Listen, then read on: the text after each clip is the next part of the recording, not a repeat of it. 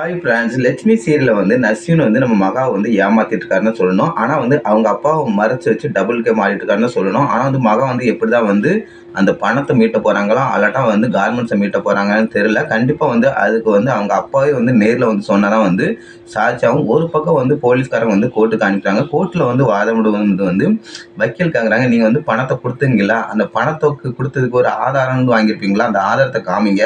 அப்பதான் செல்லுபடியாகும் அப்படின்னு சொல்றாங்க. அதுக்கு எந்த ஆதாரமும் இல்லாம தான் இருக்குது. அதனால மகா என்ட்ட எந்த ஆதாரமும் இல்ல. நான் ஒரு நம்பிக்கையால தான் குடுத்தேன் அப்படின்னு சொல்ல போறாங்க. ஆனா கோர்ட்ல ஆதாரத்த தான் மெயினா பார்ப்பாங்க. அதனாலேயே அஸ்வின் பிளான் போட்டு தான் எல்லாமே பண்ணிட்டு இருக்காரு.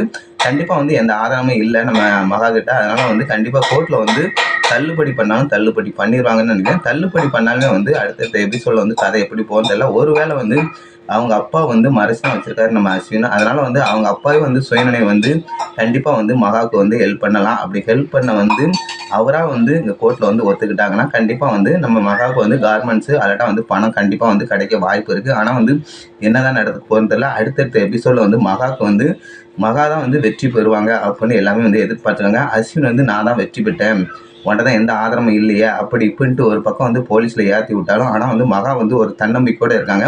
கண்டிப்பா இந்த பணத்தை எப்படியாவது மீட்டே ஆகணும் அப்படின்னு உறுதியா இருக்காங்க. அதனால கண்டிப்பா அடுத்தடுத்த எபிசோட்ல அவங்க அப்பா எங்க அடைச்சு வந்தாலும் போய் கண்டுபிடிச்சு எப்படியாவது கூட்டு கண்டிப்பா கார்மெண்ட்ஸ் அல்லாட்டா பணத்தை எப்படியாவது மீட்ட போவாங்கன்னு நினைக்கிறேன். அப்படிதான் அடுத்தடுத்த எபிசோட்லயும் கதையும் வரப்போ வாய்ப்பு இருக்கு. இதை பத்தி உங்களுக்கு கமெண்ட் பண்ணுங்க. பிடிச்சி நிறைய பண்ணுங்க. பாய் ஃப்ரெண்ட்.